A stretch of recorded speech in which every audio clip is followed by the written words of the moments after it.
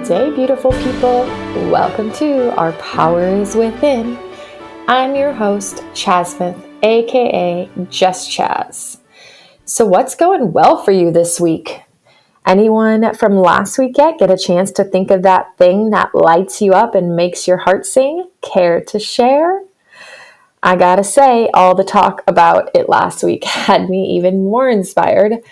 And I actually got some super creative juices flowing on what's next in my world. And I cannot wait to share more about that with each and every one of you so very soon. And on a side note, today is episode number 10. Woohoo! I know some of you might be thinking, why would we be celebrating episode number 10? And why? Because why not? It's all about the journey, baby. I learned from Dr. Huberman, if you don't know who he is, look him up, that the best thing that we can do is actually attach the dopamine response to the journey, not the destination, because that's what it's all about, right? All right, guys, whether or not you've been following along with me from the beginning, or if this is your first episode, thanks for being with me on this journey. I appreciate you. I really do. And I hope you find value in the story shared here from all the guests so far and from all the guests to come.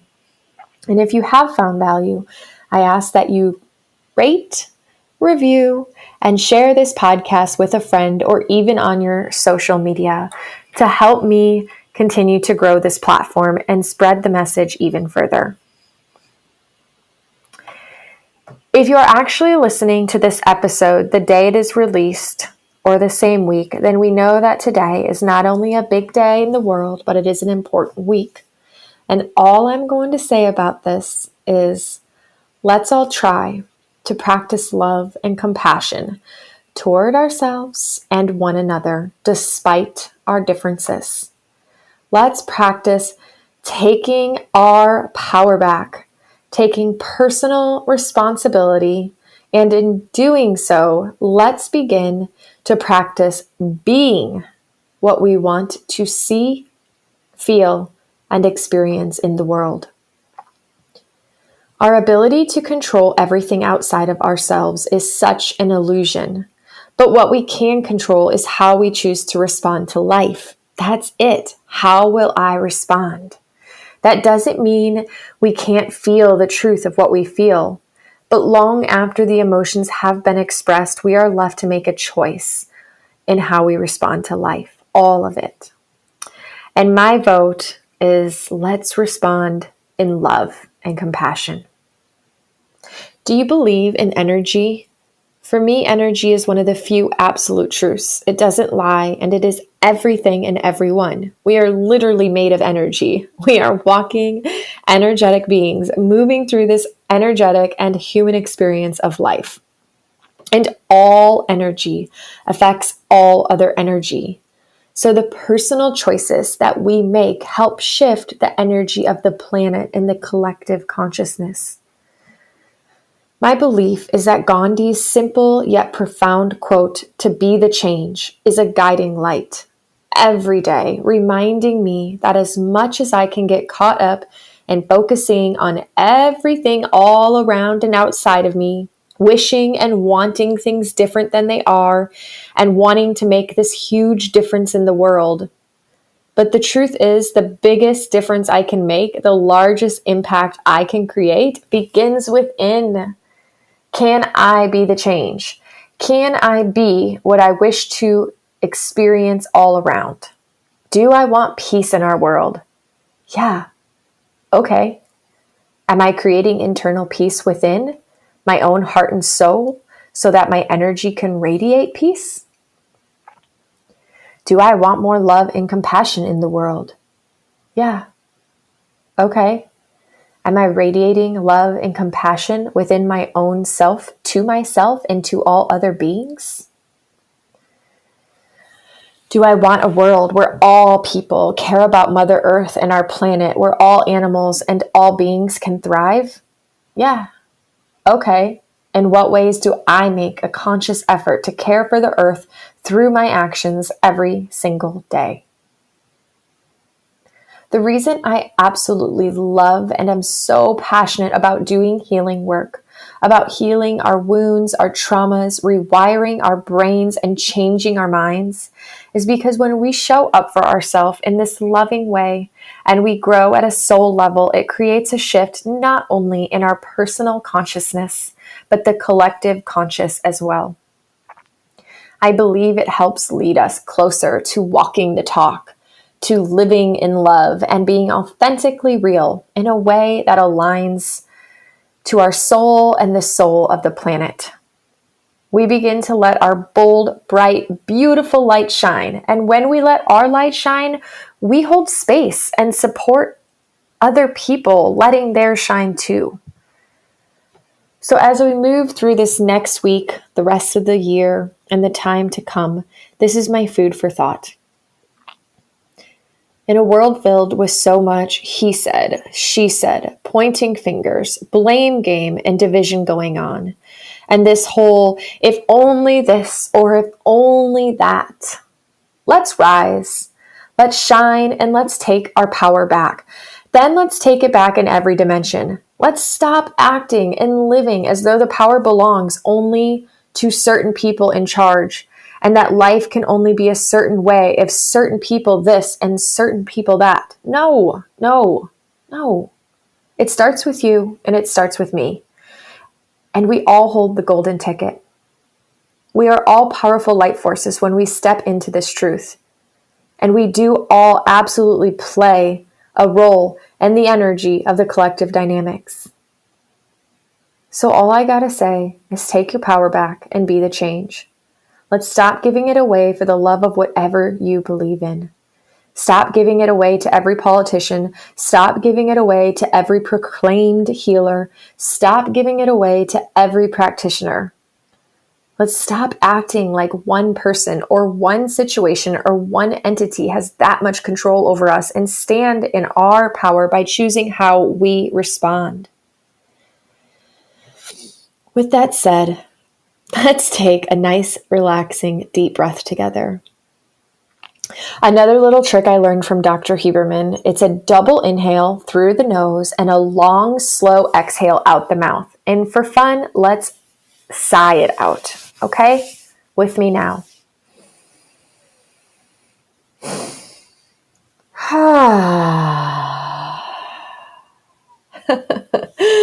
Okay, shake it out for a moment. Shake your arms, shake your legs, shake your head, smile, laugh, dance, and if you need to, hell, hit pause and scream. I don't care. Whatever you got to do, release it, let it go. Speaking of breath, today is all about breath.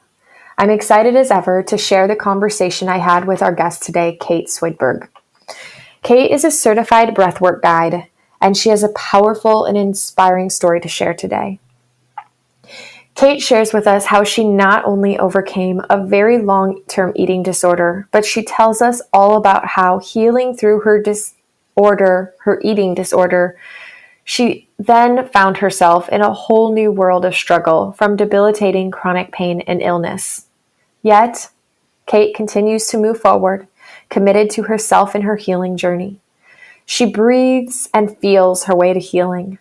And through it all, Kate continued to stay committed to a new relationship with herself, learning what it means to feel self-compassion and what it's like giving herself permission to put herself first. I truly love Kate's willingness to be vulnerable and real with us today, and we will learn about several styles of breath work to possibly help you on your journey. Now let's get to it and welcome Kate to the show. All right, Kate, welcome to the show. Thanks for being here today. Yeah, thank you for having me. Absolutely. I'm really excited, actually. I've been loving following your stories online with all the breath work you're doing. So I'm excited for the listeners to get to learn all about breath work today. And I'm excited for me to get to learn about breath work today. Yeah. So I wanted to go ahead and start by allowing you to kind of introduce yourself and your background, give people kind of an understanding of what led you to breath work. Depending on how comfortable you are, you could share with the listeners kind of what type of chronic pain and or dis-ease led you on this healing journey that brought you, and then the things that kind of brought you into the breath work? Sure. So it's kind of a long story. So I'm 37 now, and it starts back in my early 20s. When I was 21, 22, went through some difficult stuff, and I developed an eating disorder, anorexia, a restrictive eating disorder. So that was, and I know people don't really think of that as chronic pain, but I think of it in the same sort of arena as all the chronic conditions. Absolutely. It's definitely a mind-body syndrome. Yes, a mind-body syndrome, exactly.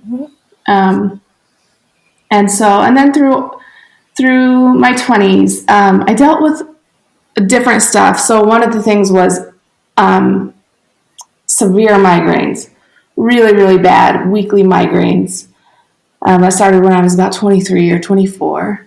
And then when I started having kids, my first pregnancy when I was 26, I got very, very ill when I was pregnant, and with my second pregnancy, just different stuff like that.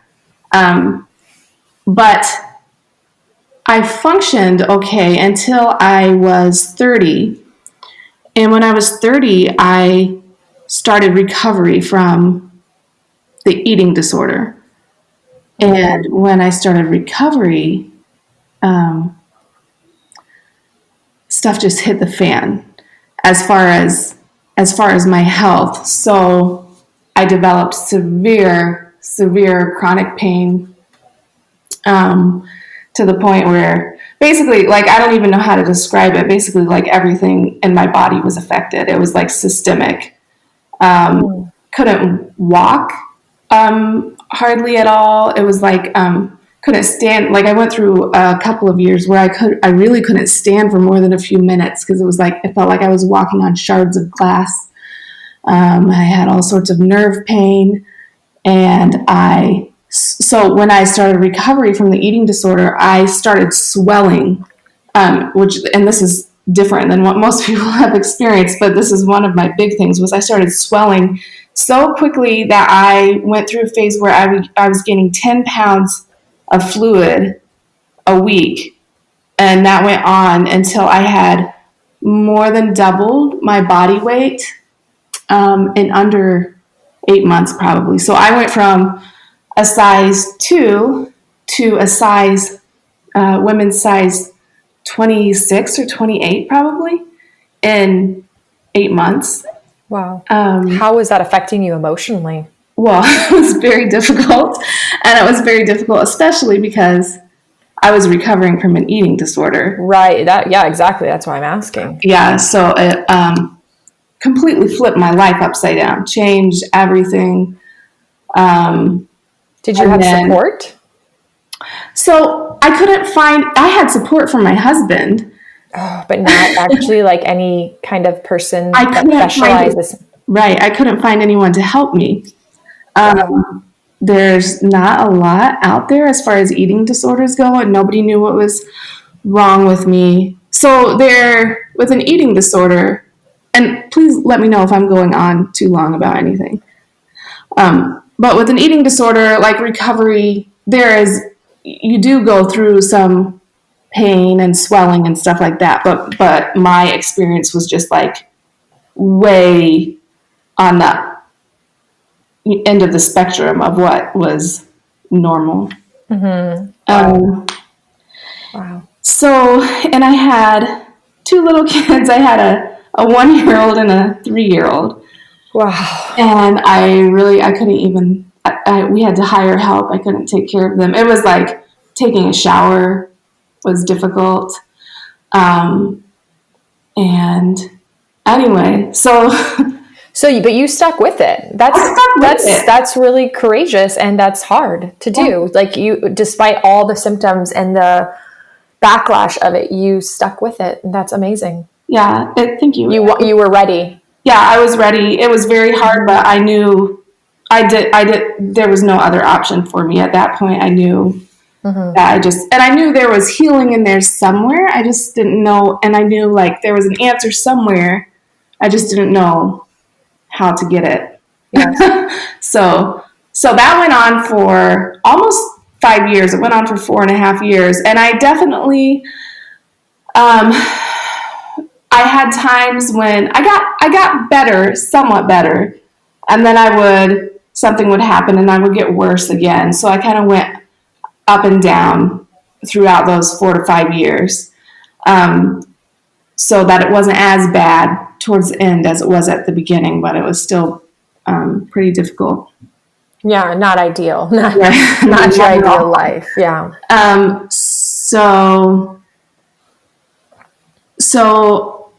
Okay, so I did a lot of stuff in there, a lot of, tried everything as far as treatments and modalities and doctors, and did a lot of mindset work and like Joe Dispenza, stuff like that, because I knew there was an answer. I just couldn't find it.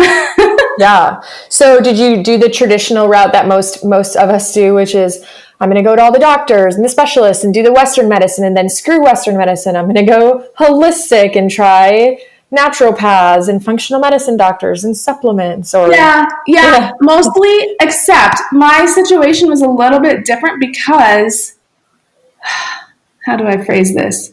I really was treated pretty badly by doctors and even like naturally minded doctors, because all they could see was the weight gain. And then they would immediately jump to, this is your diet. You need to correct your diet, which is obviously not what my problem was, because I'd been eating extremely healthy all of my life, and then it just hit me. So I knew, so there wasn't much help for me. So at a certain point, I just kind of gave up and just started doing like inner work and thinking that it was somewhere in there, and spiritual work, which helped me a lot. But it wasn't until I found Dr. Sarno's work that things really turned around for me. Okay. Yeah. Dr. Sarno. Which book was your first one? So it didn't even start with a book for me. So we had moved across the country. We were living in Washington, and I was hitting a wall as far as pain levels. I was spending, weeks at a time where it was hard to get off the couch, couldn't walk around the block without like very concerted effort. Like going to the grocery, was almost impossible for me at that point. And so I decided I was going to try to get a fibromyalgia diagnosis, just to see if I could, have some sort of support. Because at that point I was like, maybe I'm not going to get better.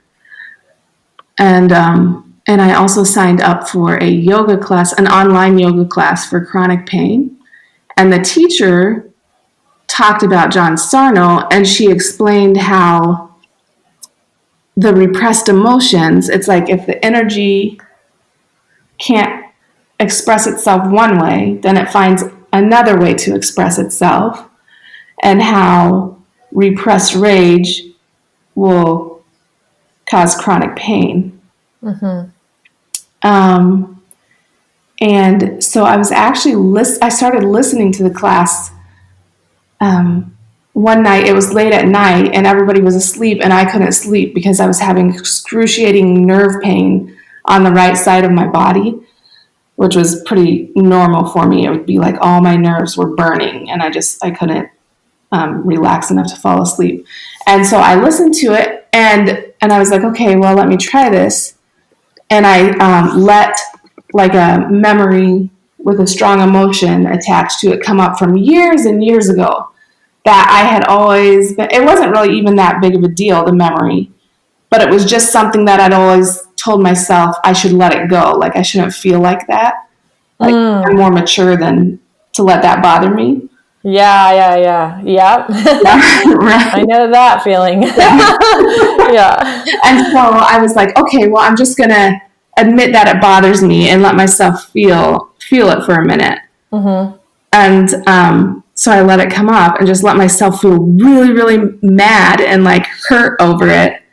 And the nerve pain went away, and I was able to fall asleep. So that was my first like intro to his work. And then after that, I read all of his books, and I read Steve Ozanich's book. It's like a package deal, isn't it? Yeah. I loved that book. So, same. Yeah, totally changed my life. Anyway, yeah, so from there on out, it was just like everything totally changed for me. So what did you do? Because I know for me, and I have a really, kind of crazy roller coaster story from the very beginning.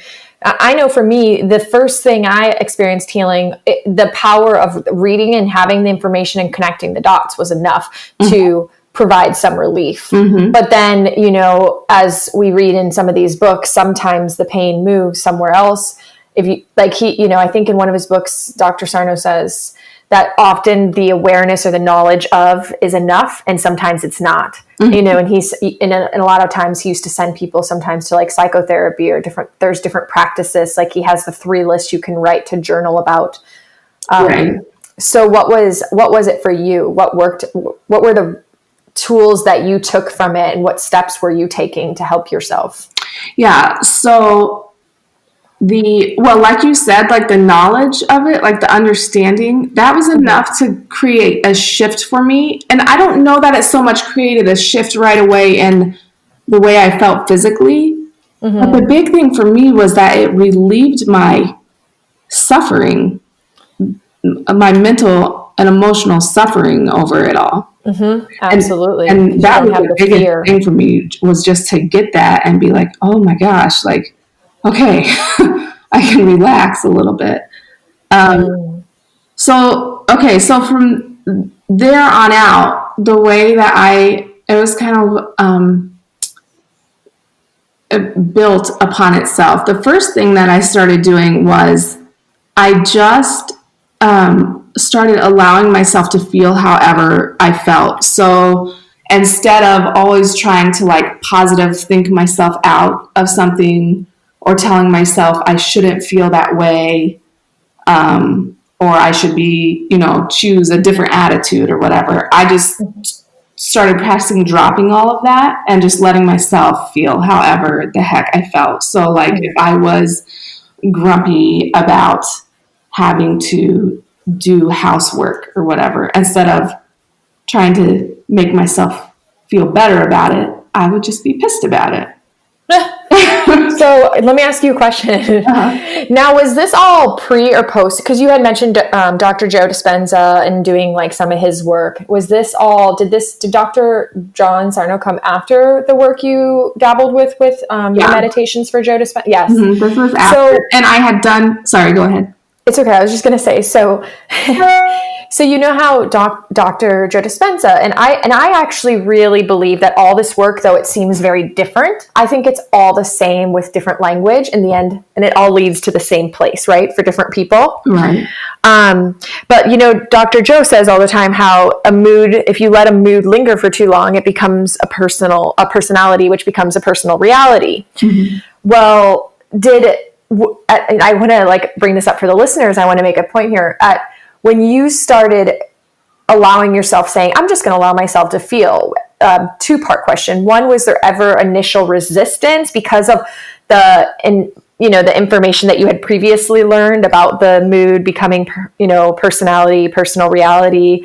Was there a fear, if I let myself be grumpy, I am just going to end up staying this way? Did you ever have any of those fears and then just do it anyways? Yeah. And did you actually ever really stay grumpy? No.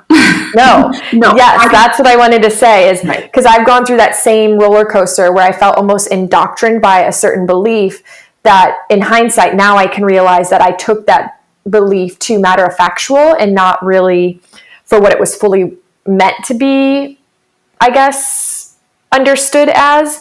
And so I see this whole school of kind of thought that some of us often go through, especially in the spiritual world, where it's like, be happy all the time, all day, every day. And we almost become afraid of these negative emotions. Yeah. And afraid that if we allow ourselves to feel them, then we're going to get stuck in them. But the funny thing is, when we don't deny ourselves the feeling, and when we don't judge the feeling or resist it, it actually passes rather fast. Yes. Yeah. Like, I almost find I can almost allow myself to be grumpy and then laugh at myself that I'm even grumpy about something. Right. Yeah. You what know? I found was the more I allowed myself to feel all of that fully, then the happier I became. Right. And the more pain-free I became. Now, I will say that, especially at the beginning, there were very, very intense emotions to sit with. And like, if you asked my husband, for example, he may say that I got grumpier or more mad. But that's because I was allowing that stuff to come up, and you have to develop the tools to deal with it as it comes up. So I will say I probably didn't always express myself in the most gracious way possible. Well, and you're unloading a history, right? It's not just, I'm going to start feeling from today forward. It's like, hey, I got to actually give a voice to and feel for all of my past. Right. And you got to let that kind of get out. Yeah. Yeah. So much build up when you start doing it. And that, I think, can feel really scary to a lot of people, because you can think, oh, this is never going to end, because there's a lot there. Yeah. But you just... Well, that's the whole reason we stuff it in to begin with. Is the fear it won't end, or the fear it won't go away, or the fear it'll be too intense. So what did you do for like soothing factors, self-soothing, and what tools did you do to help yourself be able to sit with these heavy emotions that you weren't giving a voice to for so long? Okay, well, I did do some journaling, like journal speak. I love journal speak, and it helped me at some very critical times. But that hasn't been my... The main things that I did are very somatic, body-based. So I read a book, maybe you know this book, Letting Go. I think it's called Letting Go, The Art of Surrender by David Hawkins. Okay.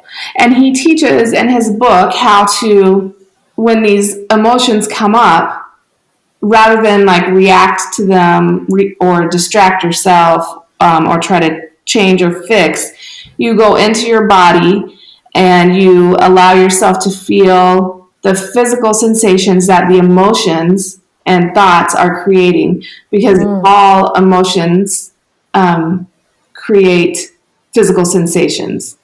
Right. So, like, for example, if I was having anxiety, rather than go into my head about it, I started practicing going into my body and sitting with the sensations. And judgment-free. When I first started doing that, I actually, I had massive energy come up, like anxiety that was so intense, the sensation so intense that I would spend, sometimes I would spend a day just hardly even being able to do anything but lay in my bed and just feel the energy coming up out of me. And feel it without fearing it. Yeah. Mm-hmm. Yeah. Learning to surrender to it and to not resist it. Gotcha. Wow. That's awesome. Yeah. And so that takes a lot of courage too. Yeah. Especially at first, it can feel like so much at first, and then it gets easier. And that's where the breath work came in. And really started helping me too, because it gives you an anchor, and it helps to move things more quickly and to shift your energy. Yeah, sure. Breath moves energy. Absolutely. Do you want to tell us about the breath work and kind of what brought you into breath work, and what parts of, just correlation of how breath work has really supported your healing? Because I know it's something that you're really passionate about. Sure. Yeah. So it was a few months into it. It was probably, I learned about Dr Sarno probably in August of 17, and then I was doing the work all of that fall and having lots of progress. And then that probably that January, I went on a little retreat by myself, and I just happened to watch a little video about transformational breath work. And the guy showed how to just do like 100 breaths and like shift your energy. And so I tried it, and it was the first time that I had ever done any type of breathing where I felt like it felt good, and like it felt like I could do it, and like it felt like it was moving stuff. Because I had tried to do a lot of pranayama, and like, you know, I was taught when I was recovering from the eating disorder, I was taught to do like breathing to calm my anxiety and stuff like that. Mm-hmm. And it always felt so uncomfortable that I would not comfortable at all, which was probably because of my anxiety. But so I would never do it. I would always just leave it. And then I came across the transformational breath work, and I tried it, and I was just amazed that it felt so good. Like, it feels really good, because the difference is between like transformational breath work and something very controlled like pranayama techniques. I love pranayama now also, but at the beginning, the transformational breath work, it's done through the mouth. So you can open your mouth, and you can kind of like learn. For those of us who, you know, have histories of chronic pain and repressing emotions, we're usually pretty shut down in our lung capacity, our breathing capacity. And so I think opening the mouth and connecting the breath like that gave me permission to start accessing my full breathing capability. Okay. And so it felt really, really different to me. For the listeners, can you go over what transformational breathing is, what it entails? Yeah, so transformational breathing is connected breathing. It's done through the mouth, and it's diaphragmatic breathing. And then I'm not trained in transformational breath work. I would like to be someday. And then the facilitator will walk the client through the process with affirmations and movement and kind of like an analysis of your breath patterns, so they can kind of tell where you're holding emotions, where you might be restricted in your feeling capacity.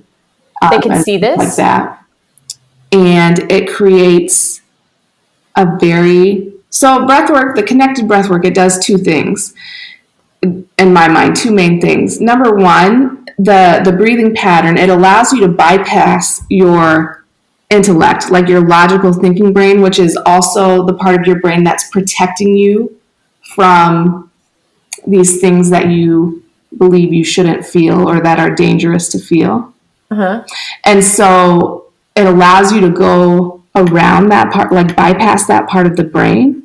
Okay. And so then it allows whatever is actually there inside you, like whatever energy is truly there, to surface in a way that you can't do otherwise.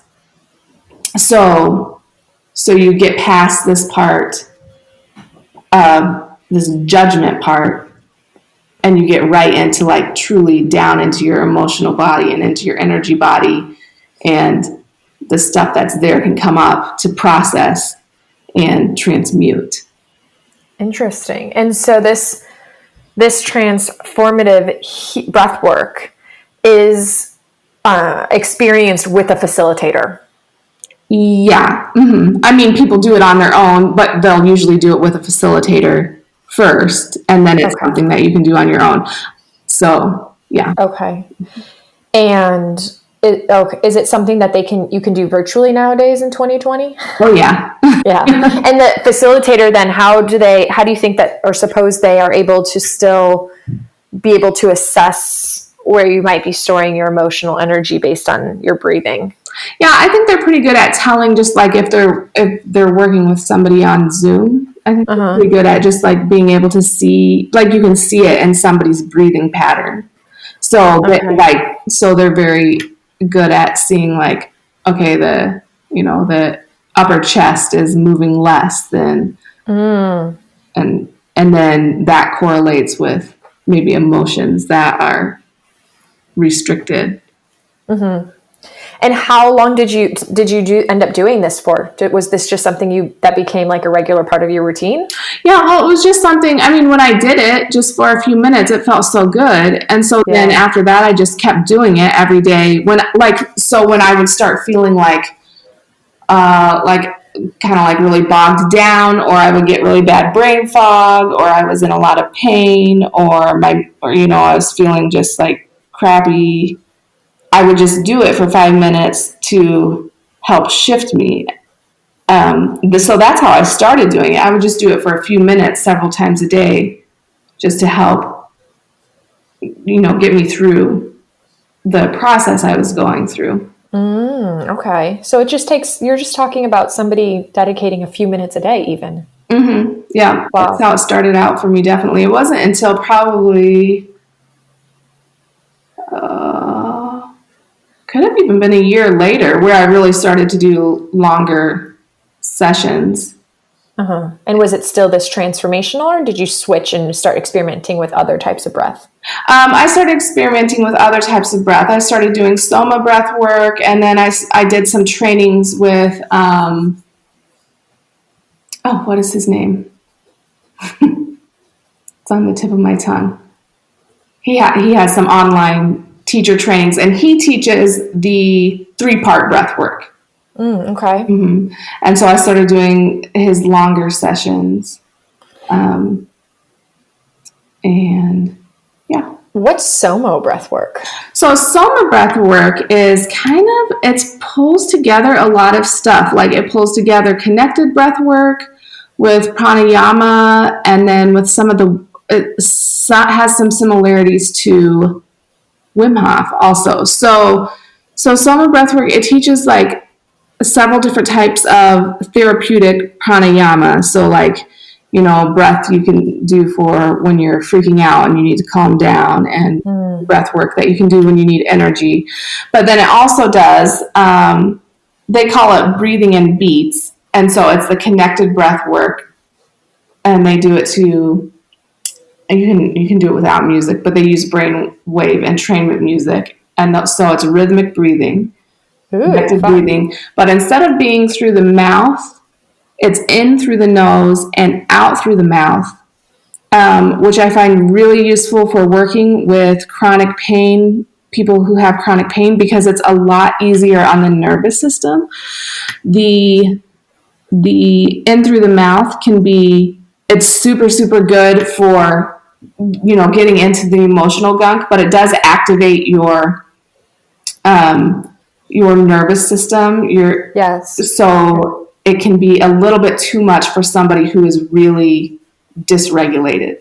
Yeah. Somebody, maybe I think that's something to incorporate further along in the healing once you've downregulated and brought that sympathetic nervous system into a little bit more of a calmer state. Mm-hmm. Definitely. And so the Soma breath work can be a little bit more therapeutic on a physiological level while still getting into the emotional gunk. So it's a little bit slower, it's a little bit calmer, and then you can use different rhythms for like you can use a longer exhale, when you need a calmer experience, and then you can speed it up. You want a more energetic experience. And then it also pulls in the breath holds like that Wim Hof does. Yes. Which has a lot of physiological benefits and is helpful for people with pain and disease also. Interesting. Yeah. Awesome. Yeah. And so where in this journey of really immersing yourself in the breath work did you really start to notice a huge relief for yourself physically? So the whole thing has been very gradual for me. And I started having shifts right away when I started doing the work.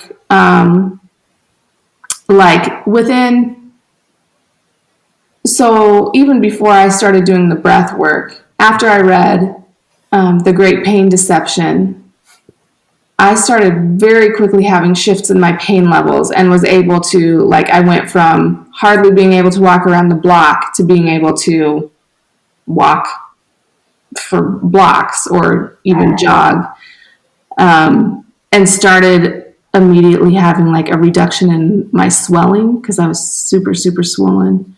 Nice. And then, so I can't really even say like that there was ever a time where I was like, oh wow, I'm like so much better. Like all of a sudden, it's just been like step by step, very gradual shifts. Yeah. for me. That makes sense. Yeah. So in this whole experience, at this point, do you feel like you would say you're 100% healed?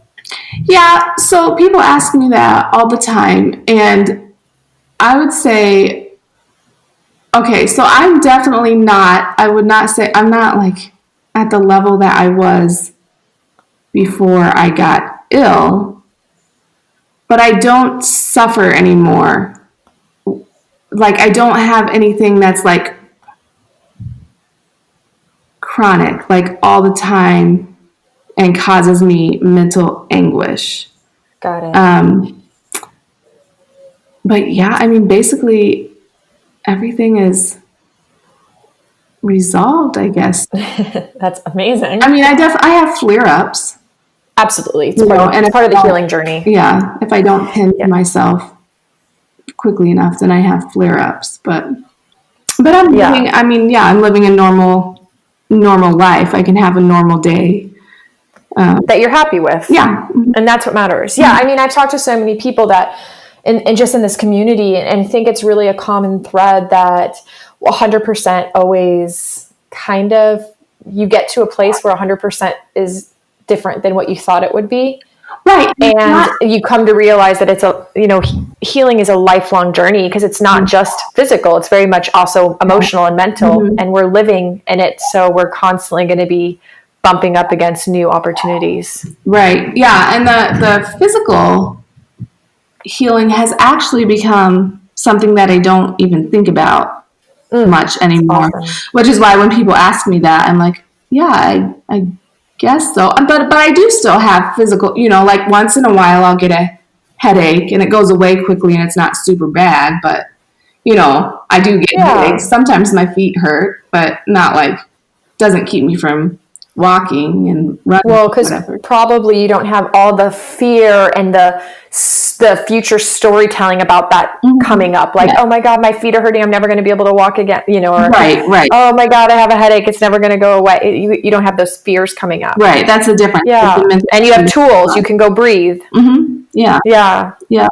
And really, for me, I think the biggest thing in this journey has been, it's not even though the physical stuff is obviously like huge because I was really, really sick and disabled and now I'm fine.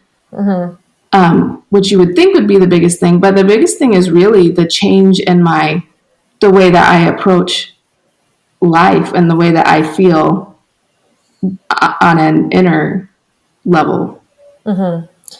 Yeah, that's actually was going to be one of my questions, which was going to be, so beside the physical shifts, what mental shifts have you had and how has this impacted your life? Because I find that more often than not, most of us who may have started this journey for a physical condition end up really driven by the emotional factor and then just how we approach life, how we show up for ourselves. Right. Yeah. Completely different. I don't even know how to explain it. Everything about the way that I approach life is different.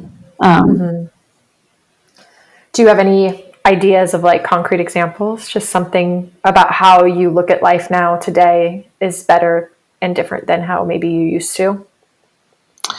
Or just even how are you in relationships now with yourself, with other people, or how is your relationship with yourself? Because you were recovering from anorexia. Do you feel this work helped you with that even and to get more comfortable and confident in your own skin?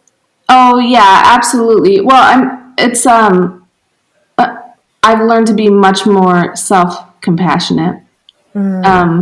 and compassion, and it's created more compassion for others also. Yes. And that's a big journey for me, actually, too. That's something that's always, I'm always progressing in, is self-compassion. I mean, because I really think, with the pain and illness and all of that, really self-compassion is maybe the biggest factor in all of that when it really comes down to it. Mm-hmm. Absolutely. Yeah. Learning how to just hold space for yourself and realize that it's all there for you, even though in the moment it can often not feel that way. Right. Yeah. Yeah. It's information. So I would say, I think, okay, if it comes down to it, the biggest difference for me is that I now approach things from a point of surrender rather than fighting. And I know that it's in the surrender that everything is waiting for me.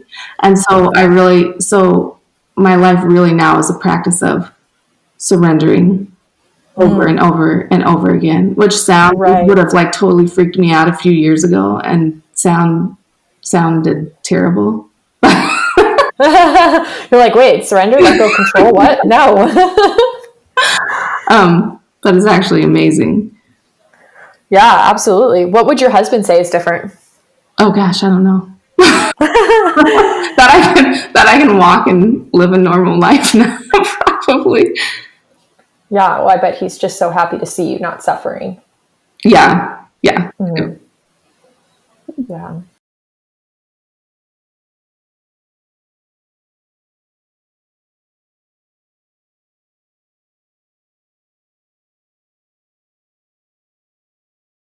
And sometimes you have to look for a while and wait for a while until you're in the right space, until you're ready. Mm-hmm. But you can heal. And I really think that's true for, even more than just chronic pain conditions, for all sorts of illnesses. So don't give up hope. Absolutely. And what would be your one recommendation? Like, where would you tell them to start? What book would you tell them to read first? Or, what would you tell them to look up first? If it's all been like Western medicine and everything outside of themselves, where would you say would be a good starting point? For someone with chronic pain who has only been pursuing the Western path, I would say read Steve Ozanich. I don't even know how you say his name. Steve Ozanich's book, The Great Pain Deception. That was really the kicker for me. Yeah, that's a good one. Because if you read that story and you're like, oh my gosh, like he had it all. Yeah. All of it. He did. And he explained everything so thoroughly and like scientifically, but also it's also a very emotional journey that he went through too. And you can feel it in his book. And I really love that book. Yeah, it's a great book. It really helped me a lot. Yeah. Awesome. I love it. I wanted to ask you another thing. I wanted to ask you what you're up to these days, because I know that you're super into the breath work, and you said you were certified in a certain kind of practice of breath work. So for the listeners who are intrigued and maybe a light bulb went off and they're interested in learning more about this breath work, what is Kate up to these days and where can you be found? So, okay. I'm certified in Soma Breath work is what I'm certified in. Okay. And I don't even really have a website right now other than just like links, like a Linktree type thing. Mm-hmm. But I'm on Instagram at Kate.Swedberg, and I'm on Facebook. My Facebook page is Root Down, Rise Up Breathwork. And then from there, you can click on my bio links, and I have links in there. And it's fun to breathe. Yes, So it's kind of crucial. But yeah, isn't it funny how breathing is just something that's so normal and natural that we can get away with not ever thinking about? Right. Yeah. Though over the years we might become inefficient. However, isn't it interesting that there's so many conscious forms of breathing? Mm-hmm. It's amazing. It's a never-ending list. Right. Yeah, it's great. Yeah. I will drop the links in the show note, the information for how we can get in touch with you. So I just want to make sure that I have it correct. For Facebook, it is Root Down, Rise Up Breathwork. Yeah. I love that name. Thanks. Yeah, it's fantastic. Thanks. All right. Do you have any other, anything else that you would tell the listeners while we have their attention? Well, I would just say, if you are struggling, like I said, there's hope and there's healing, and it is actually inside of you. It's not, you don't have to go anywhere or to anyone to get it. And so the most important thing that you can do is to stop trying to fix yourself and allow yourself to begin to remember how to feel. Great advice. And that's about it. There is a self-healer in every one of us. No one is exempt. Yeah. That's what I always say. No one is too special to heal. No one is exempt. Nope. Nope. For everyone. Every one of us. Yeah. All right. Well, I thank you for your time today. Yeah, thank you. And we'll stay connected. Yeah, this is great. Thank you for having me. Absolutely. Thanks for your gifts. Yeah. All right, you guys. Thank you once again for being here on this journey with me and tuning in weekly. Just a reminder, if you are inspired, please share this message on your social media and tag me at Our Power is Within. Spread the love so we can help everyone take their power back.